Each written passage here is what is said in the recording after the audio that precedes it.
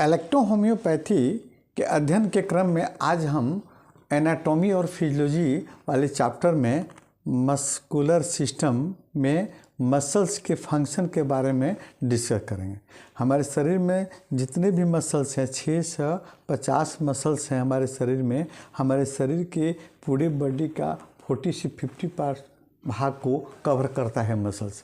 इन muscles का कार्य क्या होता है ना। इसके पहले वाले वीडियो में टाइप ऑफ मसल्स हम देख लिए।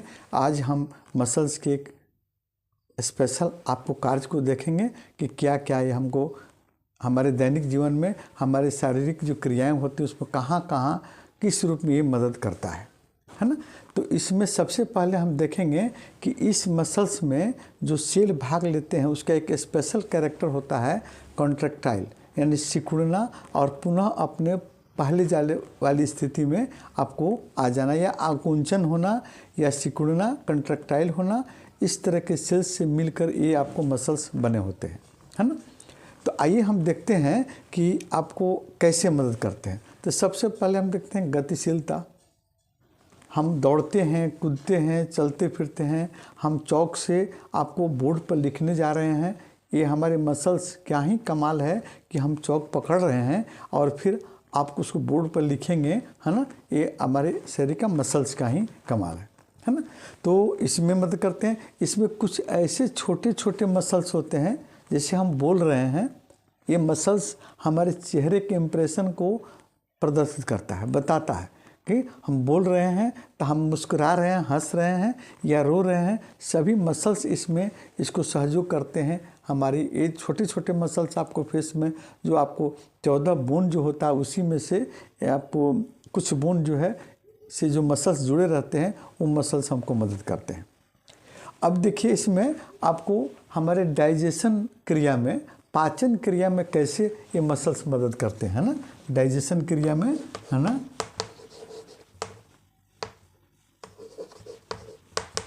डाइजेशन में कैसे आपको मदद करते हैं।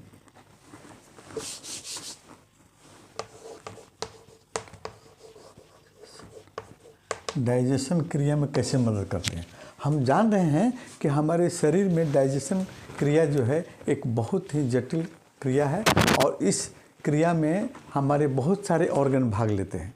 अब यही हमको मालूम है, हमें जानकारी है कि ये मसल्स जो हैं, ये मसल्स का कुछ भाग जो है जो स्मूथ मसल्स है जो आंतरिक अंगों के में आपको रहते हैं, जैसे आपका इंटेस्टाइन, है ना।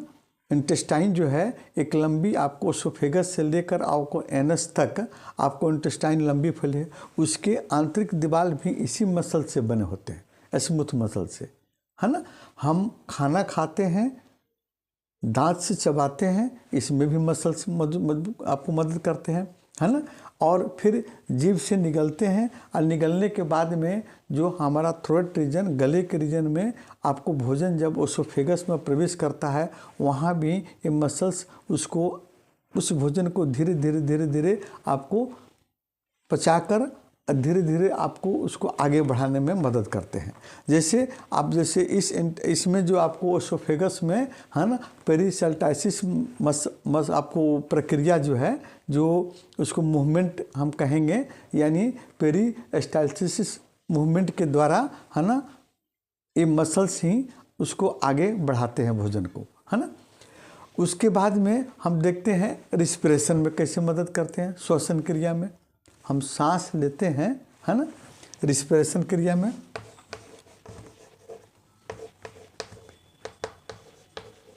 रिस्पिरेशन क्रिया में कैसे मदद करते हैं, है ना। जैसे हम सांस लेते हैं तो सांस लेते हैं तो फिर लंग्स में जाता है, तो लंग्स के नीचे, है ना, ये लंग्स जो है आपको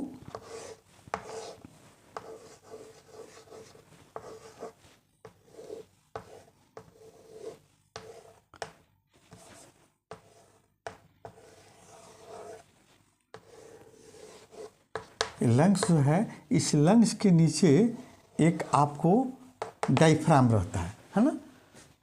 ये भी एक मसल्स है ना। डायफ्राम जो है, ये भी जो है डायफ्राम, ये भी एक मसल्स है ना। ये मसल्स जो है आपको जब हम सांस लेते हैं, है ना, जब ये आपको डायफ्राम नीचे सिकुड़ता है तो सांस लेते हैं तो पूरे लंग्स में आपको हवा भर जाती है। और फिर ये आपको डायफ्राम मसल्स जो है जब रिलैक्सेशन अवस्था में रहता है, आपको आराम की अवस्था में रहता है, तो हमारी सांसें फिर आपको बाहर, आपको जो हमारे सांस ले रहे थे वो बाहर निकल जाता है।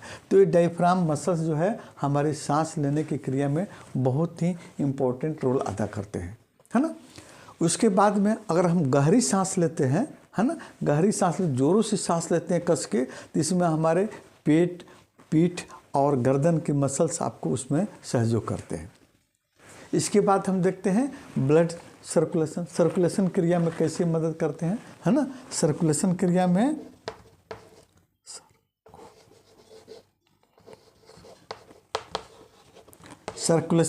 कैसे मदद करते हैं, जैसे हार्ट तक अपने आप में एक आपको मसल्स है ना, और एक कार्डियक मसल्स है जो जब आप सिकुड़ता है, सिकुड़ने के फलस्वरूप इससे आर्टरी के माध्यम से ब्लड पूरे शरीर में आपको प्रवाहित हो जाता है, सिकुड़ता है।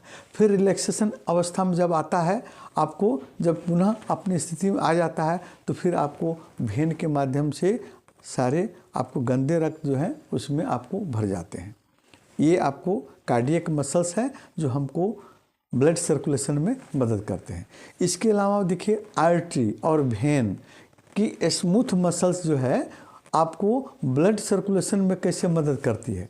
कभी कभी मसल्स में ब्लड की कमी हो जाती है ना, तो फिर ये क्या करते हैं, आपको यही मसल्स जो हो उसको मेंटेन करके आपको ब्लड प्रेशर और सर्कुलेशन की क्रिया को आपको नियमित रखते हैं, है ना। ये मसल्स आर्टरी और वेन के मसल्स, है ना। उसके बाद में हम पोस्चर देखते हैं, जैसे स्कल्स मसल्स हमारे शरीर के सही स्थिति में रखने में मदद करता है। हम खड़े हैं, है ना, तो हमारी शरीर के मसल्स जो है, पैर के मसल्स हैं या बॉडी के मसल्स हैं, स्वस्थ हैं, मजबूत हैं, तो हम सही स्थिति में खड़े हैं। अगर यही मसल्स कमज़ोर पड़ जाएंगे तो हम झुक कर चलेंगे, झुक जाएंगे, हमारी हाथें काम नहीं करेंगी। ये मसल्स इतना मजबूती से पकड़ते हैं। जो स्वस्थ मसल्स हैं हमको पोस्चर यानी हमारी बॉडी की स्थिति को बनाए रखने में मदद करते हैं। उसके बाद देखिए हम लोग टेम्परेचर, तापक्रम, है ना, कैसे हमारे बॉडी के तापक्रम को कांस्टेंट रखने में मदद करता है आपका मसल्स, है ना। अगर शरीर का तापक्रम कम हो जाता है ना, 98.5 डिग्री से कम हो जाता है, तो उस परिस्थिति में ये जो है इन मसल्स में आपको एक तरह की गतिविधि होने लगती है, एक्टिविटी होने लगती है, और ये गर्मी बनाने में मदद करते हैं, टेम्परेचर को बनाने में मदद करते हैं। जैसे जब आपका मसल्स में, आपके शरीर के बॉडी के टेम्परेचर कम हो जाता है, उस परिस्थिति में मसल्स में कंपन होता है। जैसे हम लोग को जाड़ा देखकर बुखार आता है, या हम देखते हैं कि कंपन होता है, एक थ्रेडिंग होती है शरीर में, है ना, और जैसे कपकपी होकर, है ना, ये मसल्स जो है कपकपी के रूप में, अपने रूप में एक्टिव होकर आपके बॉडी के टेम्परेचर को फिर कांस्टेंट करते हैं और सामान्य करते हैं, है ना। उसके बाद में देखते हैं अंग सुरक्षा। अंगों की सुरक्षा कैसे करते हैं, हमारे मसल्स जो हैं बाह्य रूप से देखिए, बाह्य रूप में आपको हमारे जो बोन है उसके बोन के ऊपर से कवर रहते हैं।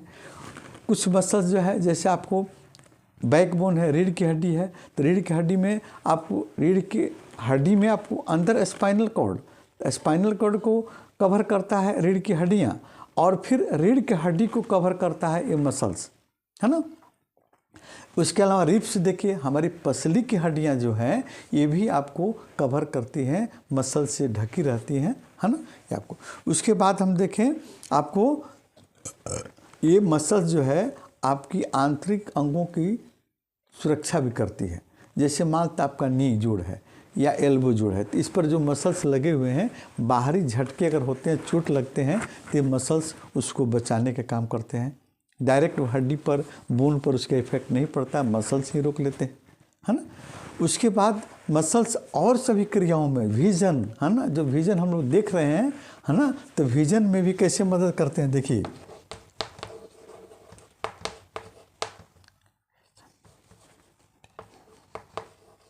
विजन में हमारी आँखों के आसपास में 6 तरह के मसल्स होते हैं।